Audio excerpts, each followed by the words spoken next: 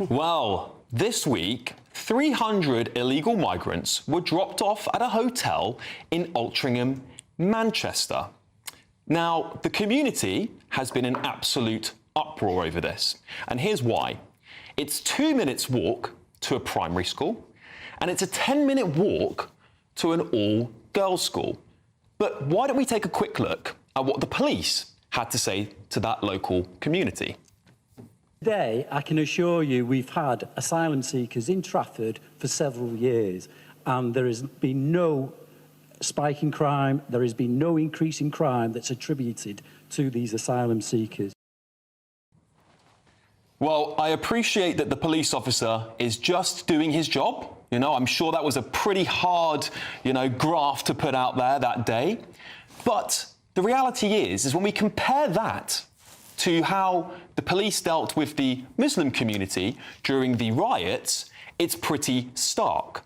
Not only that, but it does feel like those local residents were being gaslit, because we all know that when 300, all men by the way, show up in a location, particularly in the legal migrant community, I'm not saying they're all criminals, but crime does go up. It's a fact. We've seen it with our own eyes. And the local community are outraged. They had no consultation, not a single notice, not a single notice. That police officer only showed up after those migrants had appeared.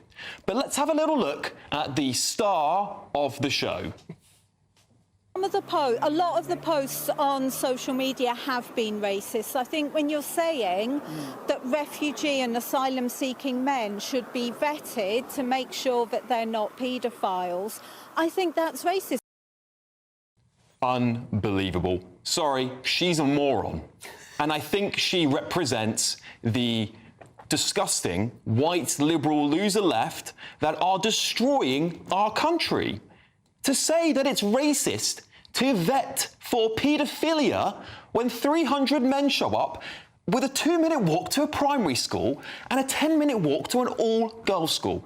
So I'm asking tonight, are the woke, white, liberal left of our country, the losers, ruining, destroying Britain? Yep. Kai, should we start with you? I won't take too kindly to that characterisation. I mean, I think you know that that's not what she was trying to say. Right? I don't think that is, no. When you have a camera shoved in front of your face, as many of us know, I think, you say some stupid things, all right, right? well, hang on, Kai. Would you argue that not everyone crossing the channel is dangerous? No, I wouldn't say that all of them are dangerous. Right. But of course, some will be. Some will be. But the Home Office does vet the people crossing the channel. No, they don't. You can't. Hang on. You cannot vet undocumented migrants. You can't vet them. How? And I think you know that she wasn't. That she didn't mean to say that. What she wanted to say was the implication that all of these people are criminals. Go back to that. And I think that is right. Explain how the Home Office vets people, because there was a man that came here having killed someone in Europe and arrived here, and we had ignored the fact that there'll always be cases like that, Darren. You know that. And the reason we're in this situation is because there are 119,000 asylum seekers in a backlog left by the ridiculous Tory government who stopped processing of asylum seekers. Do you remember the case of Tom at the nightclub bouncer who was wanting to be a Royal Marine, and he was stabbed to death by a migrant that had come here illegally, who had been killed someone in Europe, arrived here, and he's now banged up at His Majesty's pleasure. I don't think that's right. Yeah. You know I don't think that's right. But there's a reason why we're here, and I don't see. But I don't see what the alternative is. Where are you? Well, okay, just very briefly, Kai. There's a very simple way to disprove what you're saying here, and it's the fact that we know that when migrants come to the country, they throw their passports or any documentation they have in the water and plead asylum. We don't know where they're coming from. We don't know their criminal backgrounds, and we are the first country that will possibly ever give them some form of criminal record that can be carried across the West. But that being by the by, let's say in Kai's ideal world, they have got their ID and we can check them. And apparently it's racist to check them to see if they're a paedophile.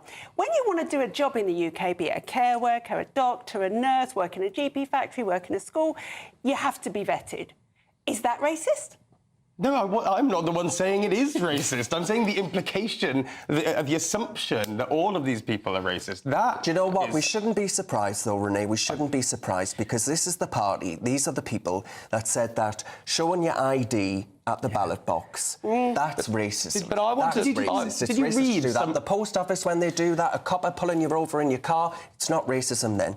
But when it comes to actually the integrity of the ballot box or the integrity of Britain's borders and keeping your girls safe, then it's racism. Darren, can I pick up on this point from Kai that this is just going to happen? It's a necessary evil as a result of these people being here. There's a very big difference between, say, a British citizen committing a crime, which unfortunately we can't just boot them out of the country. That's citizenship. Every single crime that is committed by someone that comes on a boat is a choice by the government. And every single crime that comes from one of those citizens is therefore avoidable. I don't for a second accept that this is just a necessary evil that we have to tolerate. If we actually get our borders under control, those crimes go away. But if we go ahead with your line of reasoning, right, what we are doing is looking at people with some of the most harrowing stories. Oh, right? Some of the, no.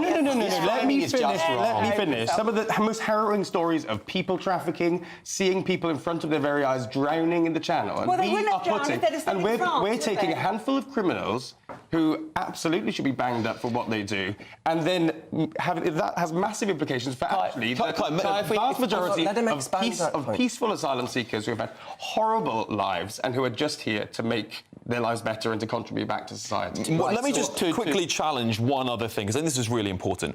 Did Keir Starmer not say just a few weeks ago that the hotel policy of putting migrants up in hotels was over? It was ended. Well, obviously... Is this another U-turn, Kai? Well, I'll have to put my hands up. I mean, look, I'm a member of the Labour Party. I'm not a member of the shadow cabinet. But look, I mean, yeah, obviously they're dealing with a ridiculous situation. He's gone. He's U-turned again. I admit that. Because he didn't know what he was doing before the election, did he? But Labour didn't really have a plan. They had a lot of rhetoric. I do agree that their comms has been rubbish. They should have consulted this community, but you know they have to go somewhere. They have to go somewhere. And to think that one community can choose over others. I watched that video, and there's a woman at the start, Kai, and she says, we don't know anything about these people, we don't know they're coming here. And then there's a fella that says, you know, I've got a daughter, blah, blah, blah. And they're worried about that. Do you not, there's no part of you, Kai, that can reach out and have sympathy for those people that live in a genuine fear? That's not xenophobia. That, to me, is completely rational. And I don't think they're being racist at all. I don't think they're being xenophobic. Well, that woman just I racist. feel a lot of sympathy for that community, but I also am asking you to have sympathy for some of the asylum seekers who have come here by no choice of They're their not own. asylum It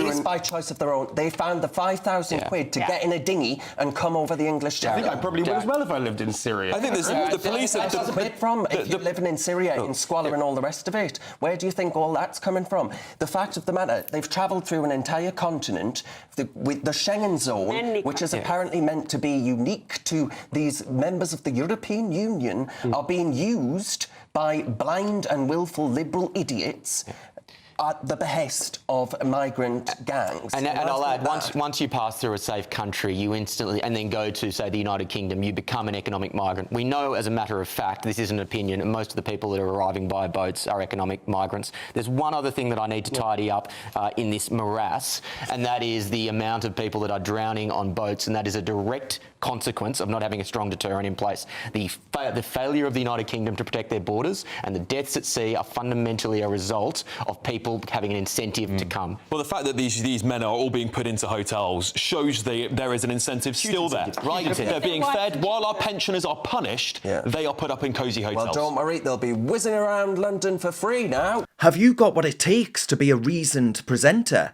Well, send us a short clip of yourself to join@reasoned.uk and we might be seeing you on this very channel very soon indeed.